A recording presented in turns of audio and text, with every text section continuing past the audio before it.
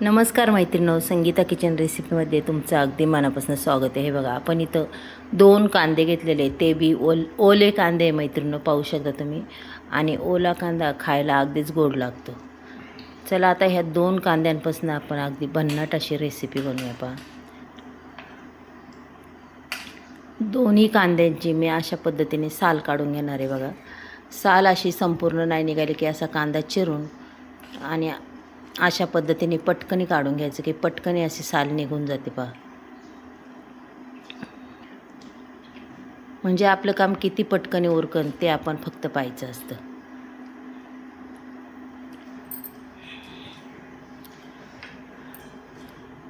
कारण की ही रेसिपी अगदी सगळ्यांनाच आवडते ना, अक्षरशः तोंडाला चव देणारी असती. ज्यावेळेस आपण करतो त्यावेळेस ती अगदीच वास एकदम सुंदर असा सुटतो. चला आता मस्तपैकी असा बारीक कांदा आपण चिरून घेऊया मैत्रिणींनो. पाहू शकता तुम्ही.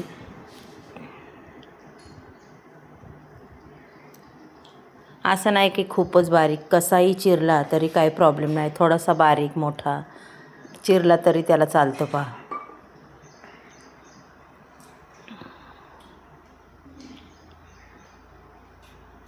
अशा पद्धतीने मी हा कांदा चिरून घेते. पहा, तुम्हाला जसा चिरता येईल तसा चिरा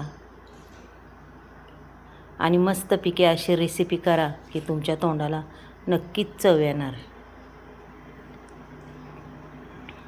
कांदा पूर्ण चिरून झाला. इथं गॅसवर मी कढईसुद्धा ठेवलेली आहे. पाहू शकता मैत्रिणी. कढईमध्ये आपल्याला टाकायचे तेल. तेलही मापात टाकणार आहे, जास्तही तेल नाही टाकणार. पहा मैत्रिणी, म्हणायचं पूर्ण 1 पळी तेल टाकलेलं आहे मी, जास्त काही टाकलेलं नाही आहे. तेल तापलं की लगेच आपल्याला जिरी मोहरी कढीपत्ता ह्या दोन्ही गोष्टी टाकून द्यायच्या आणि लगेच कांदा टाकून द्यायचा आहे. बघा मैत्रिणी, आपल्याला कांद्याची अगदी मस्तपैकी अशी चटणी बनवायची. पहा,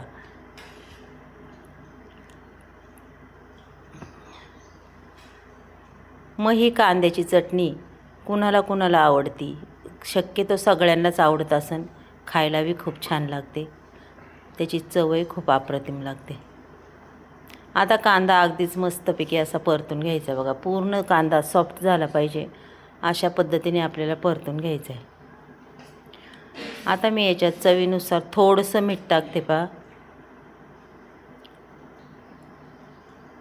पुन्हा कांदा आपण हलवून घेऊया. मिठाने काय होतं, कांदा बी आपला अगदीच चांगल्या पद्धतीने सॉफ्ट मऊसूत होतो आणि कांद्यात अजूनच चव त्याची वाढते.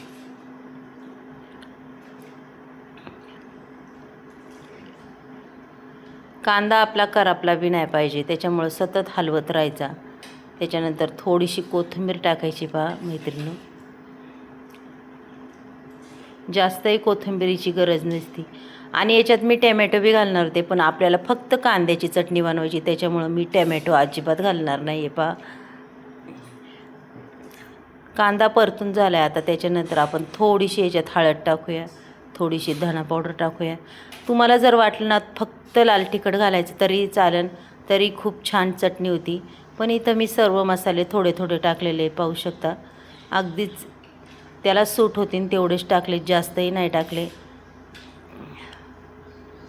आणि शक्यतो आपण कितीही मसाला टाकला की कांद्याची चटणी पहा गोडच लागते चवीला. आता इथं पूर्ण मसाले मी हलवून घेतलेले पाहू शकता मैत्रिणी. त्याच्यानंतर आपण याच्यात थोडासा शेंगदाण्याचा कूट घालणार आहे. बघा, आबडधोबड अगदीच मैत्रिणी 5 मिनटाच्या आत ही ओल्या कांद्याची चटणी तयार होते. पहा, अजिबात टाईम लागत नाही. आता फक्त तिला थोडीशी आपल्याला शिजून द्यायची आहे मैत्रिणी. पहा, अजूनही थोडासा टाकला आहे मी. आता याच्यात पाहू शकता थोडंसं पाणी ओतणार आहे, अर्धा कप पाणी ओतणार आहे आणि झाकण ठेवणार आहे बरं का. कारण की आपली ही मिरची थोडीशी शिजायला पाहिजेच, म्हणजे अगदीच चवदार लागते ही.